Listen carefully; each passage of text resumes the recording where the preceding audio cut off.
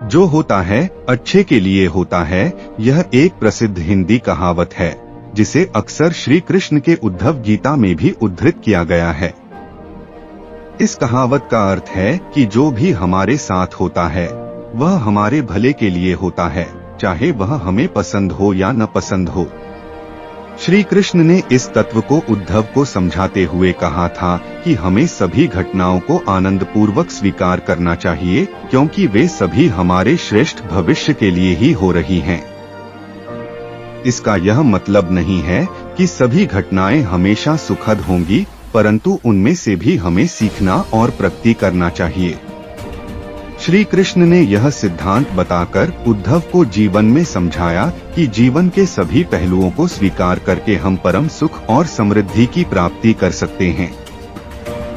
श्री कृष्ण का यह सिद्धांत जीवन में सभी परिस्थितियों को स्वीकार करने और उनसे सीखने की महत्वपूर्ण बात का संकेत करता है।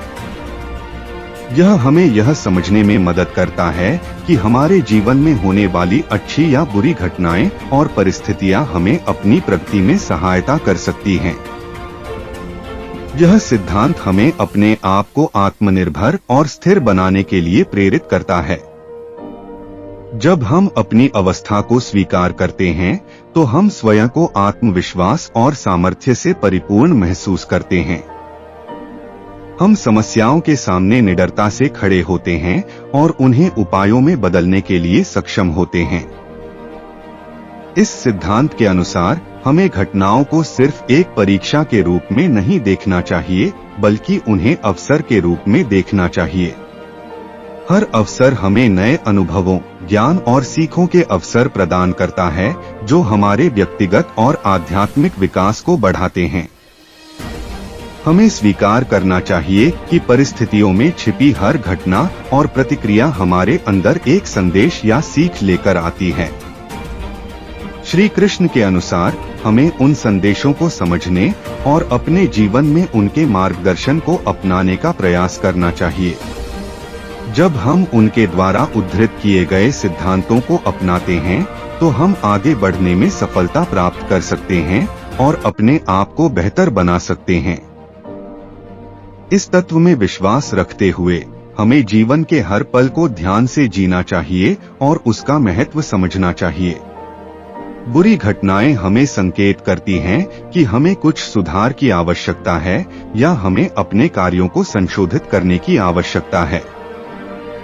यह हमारे स्वाभाविक विकास की एक मार्गदर्शक प्रक्रिया है। इस बात को ध्यान में रखें कि अच्छे और बुरे इस परिभाषा में संदर्भ स्वरूप होते हैं, जो हमारे व्यक्तिगत और आध्यात्मिक विकास के अनुसार भिन्न हो सकते हैं। श्री कृष्ण के उपदेश के अनुसार हमें आत्मन और चित्त को संयमित रखने की आवश्यकता होती है, ताकि हम उत्तम निर्णय ले सकें और अच्छे के लिए कर्म कर सकें।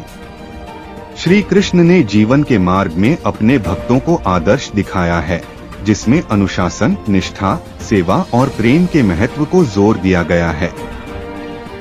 श्रीमद् भगवद गीता में श्री कृष्ण ने यह संदेश दिया है कि हमें कर्म करने में लगे रहना चाहिए, लेकिन फल की आकांक्षा को छोड़ देनी चाहिए। हमें अपने कर्तव्यों को निर्वाह करने के लिए प्रेरित करता है और समर्पण और भगवत प्राप्ति में ही असली सुख की प्राप्ति होती है।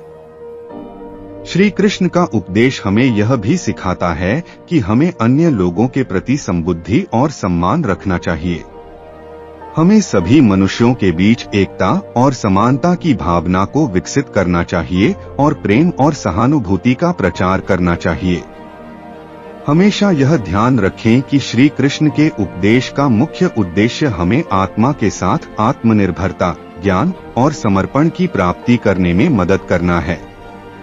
हमें अपने जीवन में आने वाली हर परिस्थिति को स्वीकार करने का साहस रखना चाहिए और उसे अपने लिए एक अवसर बनाना चाहिए। हमें अपने कर्मों में निष्ठा और निर्णय से लगना चाहिए, स्वार्थपरता को छोड़कर सेवा, प्रेम और सामर्थ्य के माध्यम से समाज की सेवा करना चाहिए।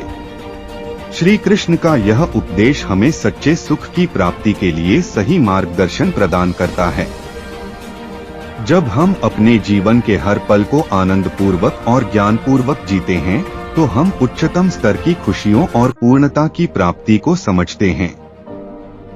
श्री कृष्ण के उपदेशों का अनुसरण करके हम अपने जीवन को एक प्रकार की साधारणता से उठाने और परिवर्तित करने का संकेत प्राप्त करते हैं।